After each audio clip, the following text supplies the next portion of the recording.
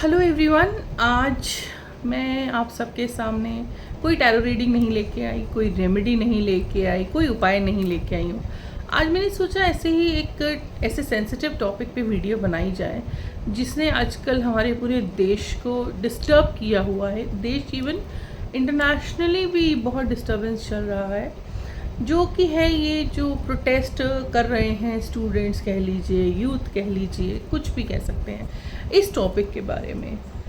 With no offence to any party, to any one, any individual, ये सिर्फ मेरे अपने पर्सनल थॉट्स हैं जो मैं आप सबके साथ शेयर करना चाहती हूँ।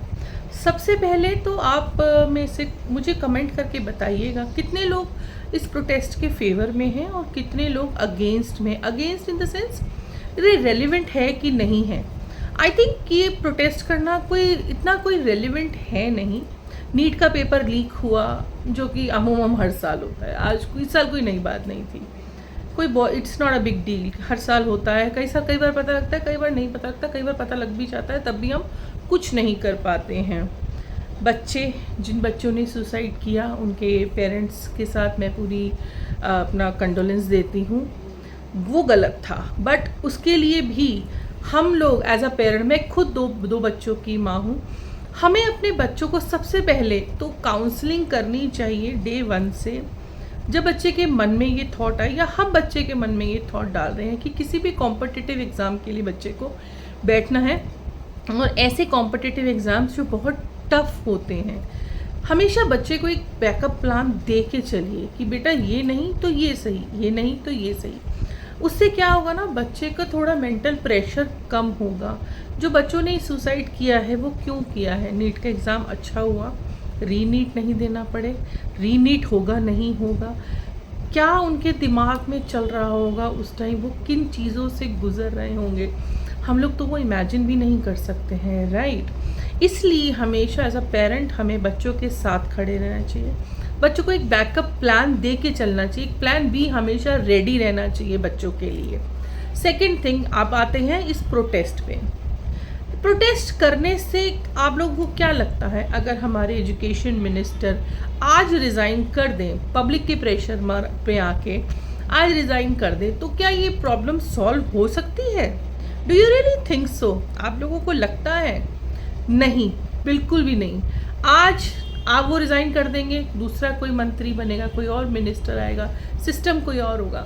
आपको लगता है वो लोग नहीं करेंगे ये सब? आपको लगता है पेपर लीक नहीं होगा, नीट नहीं होगा, कोई और होगा, कहीं और होगा? मैं कल ही किसी बच्चे का रील देख रही थी, वो राजस्थान से आया हुआ था एग्ज़ाम देने के लिए, एनवायरनमेंट का, फॉरेस्ट का शायद कोई एग्ज़ाम था।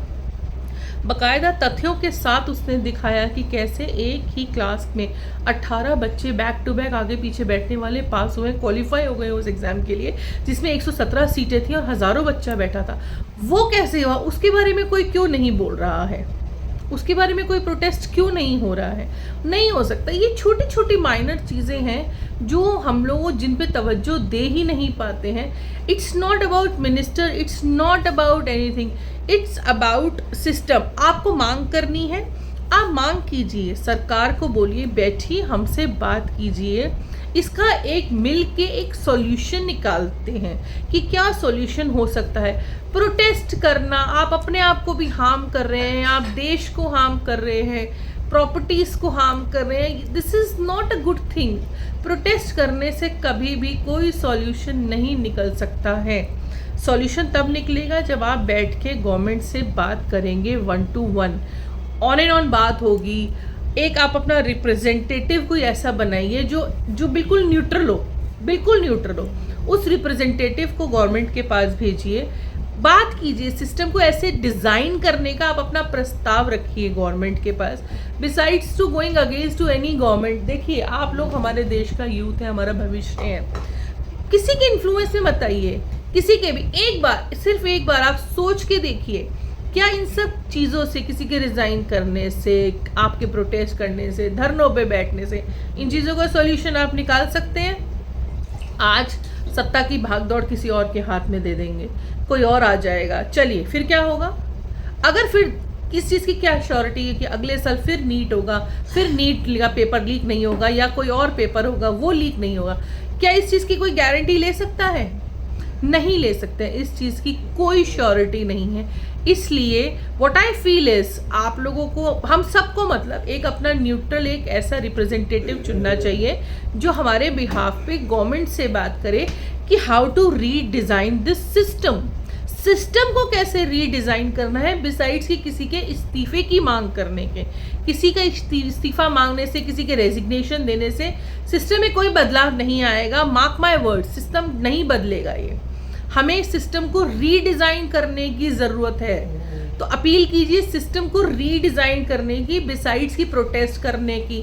प्रोटेस्ट से क्या, बच्चे घायल हो रहे हैं, बच्चे हॉस्पिटलों में हैं। एक बार कोई उनकी फैमिली की तरफ भी देखिए। Don't influence the youth, and youth please please please अपना दिमाग यूज़ कीजिए और ये प्रोटेस्ट को छोड़ के एक न्यूट्रल स्टेज पर आकर के इसका सॉल्यूशन निकालिए, जिससे आपको और आने वाले जो बच्चे हैं जो भी 12th करके आगे नीट की प्रिपरेशन करेंगे, या जो ऑलरेडी प्रिपरेशन कर रहे हैं, नीट छोड़िए, नीट हो गया, जेई हो गया, यूपीएससी, कुछ भी हुआ, कुछ भी जितने भी कॉम्पिटिटिव एग्जाम्स हैं उनकी तैयारी करेंगे या करने वाले हैं, उनके लिए एक बेंचमार्क सेट कीजिए कि देखिए हमने सिस्टम को चेंज किया है। हमने किसी का रेजिग्नेशन नहीं चाहिए, हमें सिस्टम को अपग्रेड करने की ज़रूरत है। सिस्टम में कुछ चेंजेस लाने की ज़रूरत है जिनसे ये पेपर लीकिंग, ये सब कुछ बंद हो जाए। Just do this. और मुझे कमेंट करके बताइए कितने लोग, कितने पेरेंट्स मेरे इस पॉइंट ऑफ व्यू से अग्री करते हैं। Thank you.